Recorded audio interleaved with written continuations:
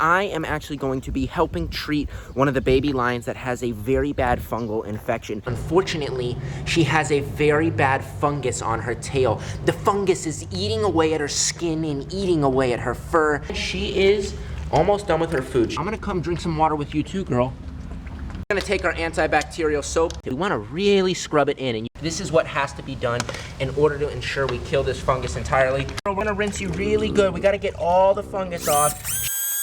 What is up, everyone, and welcome back to the channel. I hope all of you are having just an absolutely amazing day. Now for today's video, well, I'm about to go hop in my truck and head over to Mario's at Zoological Wildlife Foundation. And what am I going to be doing there today? Well, guys, I am actually going to be helping treat one of the baby lions that has a very bad fungal infection. Its fur is literally falling off because of this fungus infection. We are hoping to get this fungus infection under control, but if you guys want to see what this fungus looks like, how we're treating it, what's going to happen with this little lion, well, stick along for today's video. But before we hop into today's video, I want to say thank you guys so much for all the support on the baby tortoises. I shipped out over 12 baby tortoises to their new homes this past Wednesday. So guys, thank you so much. And if you are on the fence about baby tortoises, there's only about 5 regular redfoots left and a couple fancy redfoots. So if you guys are wanting a pet baby tortoise, well guys, go right down below jacobfeder.com and get yourself a baby tortoise. And without further ado, well guys, I'm gonna hop in this truck and head to Mario's. 1 hour later. What is up, guys? I just got over here to Mario's house. We've got a lot of loud traffic over that way, and it looks like we may have some thunderstorms in the area. Now, I would like to bring this little lion outside to feed her, to scrub her fungus, but we may have to actually do it inside because if it starts raining, well, we're not gonna be outside in the pouring rain filming. The lion's not gonna like it, I'm not gonna like it. So what we're gonna do now is I'm gonna head inside, we're gonna check the lion out, and we're either going to bring her outside or stay in. Well, guys, we went inside and the lion is hungry. She's waiting for her food. But before we can actually bring her out and we can introduce her to all of you for the very first time, we have got to prepare her food. So right now she is transitioning from bottle to meat. And during this transition, we actually give her kind of as much meat as she wants, so then we can kind of figure out how much she's eating. So we've got our meat right here. We use all USDA chicken, and this meat right here has to be cut up very finely for the little lion. And it seems as if this is actually already cut pretty finely, so we may not even have to cut it up. But we're just gonna feel through the pieces, and any bigger chunks we're gonna actually cut up because this lion is still small. If we give her large chunks of chicken, then she could possibly choke from it. But as you can see, these chunks right here, they're pretty small. We have some chicken. Now guys, if anyone's gonna be handling raw chicken, please make sure you disinfect your hands. I'm not using a glove right now. You know, when I hand feed the cats, I prefer not to wear a glove. Some people like to, but it's just my personal preference to not wear the glove. So this chicken right here wasn't really diced all that correctly, so we're taking the scissors right now so we can make sure it is nice and finely diced for this little lion cub. So guys, when we're done with this, we're gonna put our chicken down and we're gonna get the lion out here to eat. 1 minute, 37 seconds later. Guys, check out our sweet little lion girl. We have her food prepared and she is outside. Now, I'm sure everyone is wondering, why do we have a little lion cub here? Well, we have some adult lions at the zoo, and they gave birth to some gorgeous little cubs.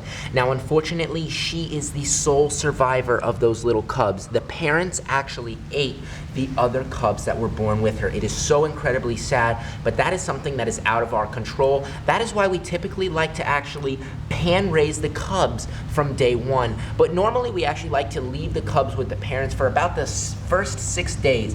The reason why we like to leave them with the parents for about the first 6 days is when you leave them for the first 6 days, they get all of the mom's colostrum and they get all of the mother's antibodies.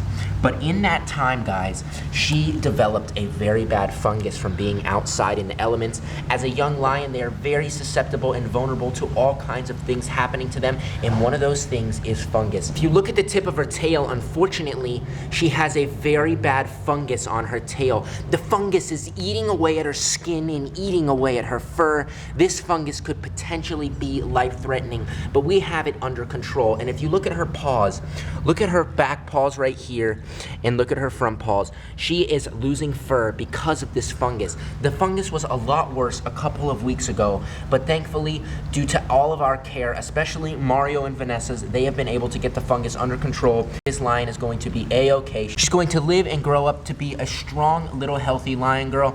Now she has my finger right here. She actually thinks my finger is a bottle. So she's actually sucking on my finger right now. She thinks it's a bottle, but soon enough she'll realize, wait, that's not a bottle.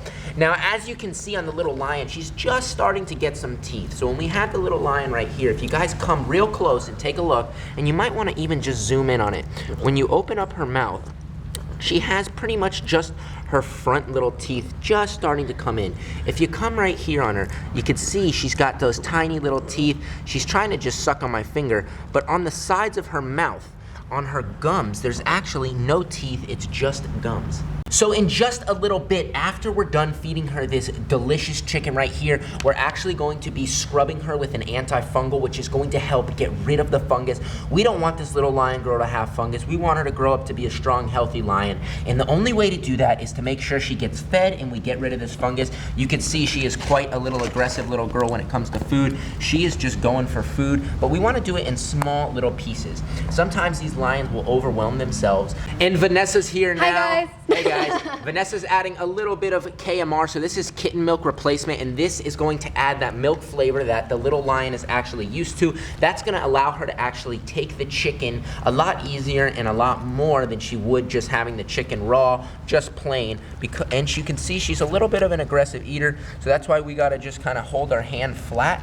And we don't want to get our fingers in the way, but you know, she's really good at knowing the difference between my hand and the food. We want her to take the food just as gently as possible. We don't want her to develop any sort of food aggression. Food aggression on a cat this size, it's not really a problem, but when she gets older and she wants to actually grab the food from you and she's 50, 60 pounds and wants to grab the food aggressively, well, that is a recipe for disaster. You're just asking to get bit pretty bad. So by actually feeding her like this, and when she paws at you, I pull my hand away and let her know, hey, if you want food, you can't paw at me, you can't claw at me. But she's getting the hang of it real well. You can see she's doing good. She's just licking it off my hand, and again, my hand is covered in chicken. So for all she knows, my fingers are the chicken, but she is very smart and knows the difference between the chicken and my hand.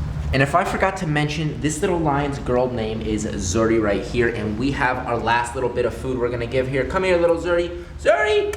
Bow, bow, bow! Come here. And she is almost done with her food. She's gotten a lot better with this kind of food aggression that she's had. And guys, we are pretty much done. We're gonna give her just this last little tiny nibble. You can see she's just chewing down on the food. She's just enjoying it and having a good time. And guys, when she is done eating, basically what we're gonna be doing is we have a special scrub that we're gonna be putting on her. What is it, girl? We have a special scrub that we're gonna be putting on her to help kill the fungus. She thinks there's food here still. I've actually got another piece for you right here, right here, right here. Okay, whoa, whoa, whoa, you are an aggressive little lion girl. There we go, she got her last little bit of food. So now we're gonna head inside, we're gonna get the kiddie pool, and we're gonna get the special medicine to treat her fungus. The little rescued lion girl Zuri has had her meal. She absolutely enjoyed her chicken, and now is for the hard part. Now we have actually got to disinfect her with 2 different medications. And to do that, we have this kiddie pool right here. So we're gonna actually stretch this kiddie pool out here. Now guys, I'm sure this pool looks familiar. We've put jaguars in this pool. We've swam otters in this pool. I mean, this pool has had just a lot of animals in it.